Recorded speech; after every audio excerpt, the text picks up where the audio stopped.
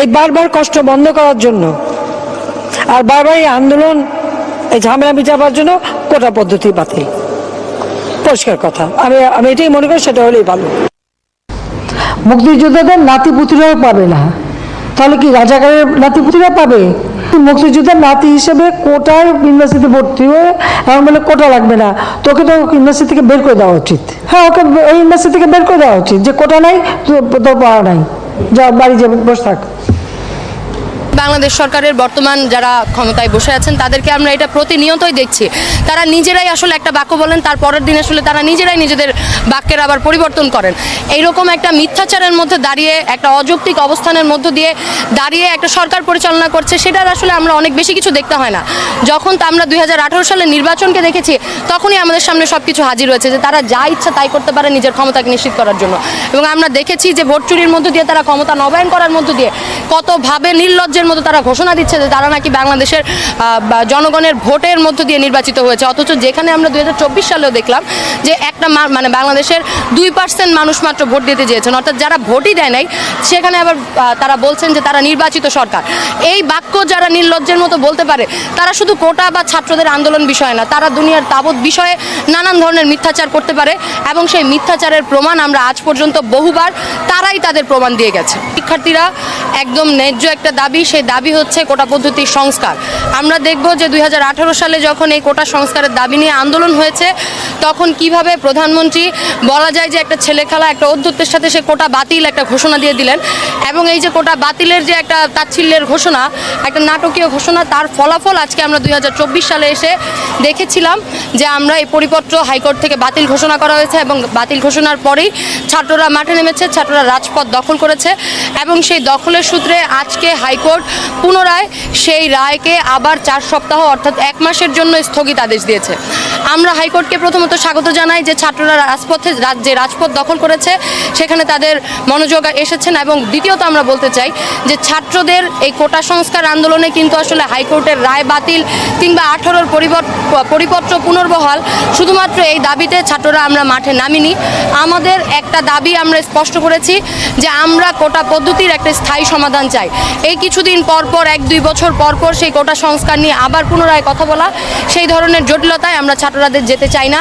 আমরা হাইকোর্ট সহ বাংলাদেশের প্রশাসনের কাছে আমরা একদম স্পষ্ট ভাষায় ছাত্ররা বলছি যে আমরা কোটা পদ্ধতির সংস্কার চাই, এবং এই সংস্কার যেন একটা স্থায়ী সমাধান হয়। আমরা বলছি যে কোটার যে পুরো ব্যবস্থাপনা, সেই ব্যবস্থাপনার জন্য প্রয়োজনে চাকরিতে নিয়োগের ক্ষেত্রে একটা আলাদা কমিশন গঠন করে সেই কোটা পদ্ধতির সংস্কার করতে হবে, এবং সেই সংস্কার একটা স্থায়ী সংস্কারের দিকে যেতে হবে।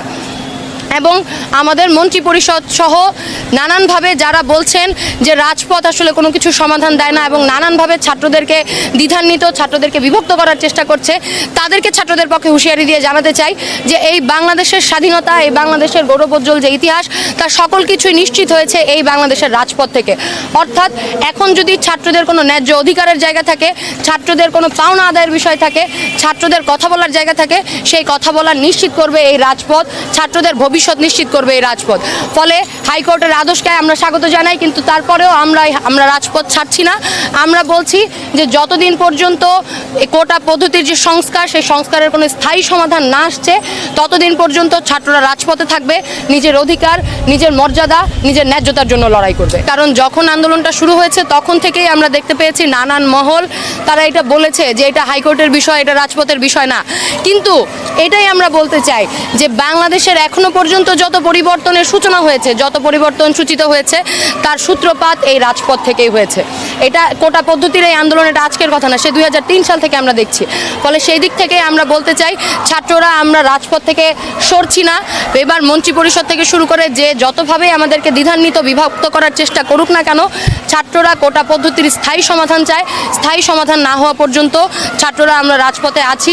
এই বাংলা ব্লকেট চলবে, নতুন আরও কর্মসূচি আসবে, এবং সেই কর্মসূচিতে দাবিতে বাংলাদেশের আপামর জনতা এতদিন পর্যন্ত যে সমর্থন জুগিয়েছেন সেই সমর্থনকে আরও বেশি আমরা প্রত্যাশা করি।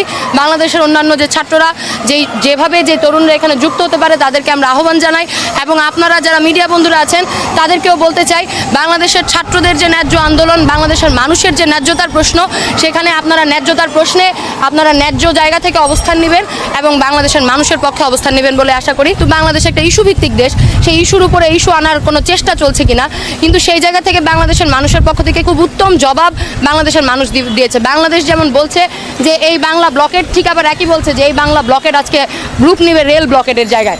ফলে আমরা এই জায়গা থেকেই ছাত্রদের পক্ষ থেকে বলতে চাই যে যেই বাংলা ব্লকেট আজকে কোটা সংস্কারের জন্য দাঁড়িয়েছে, সেই বাংলা ব্লকেটই রেল ব্লকেটের রূপান্তর হবে।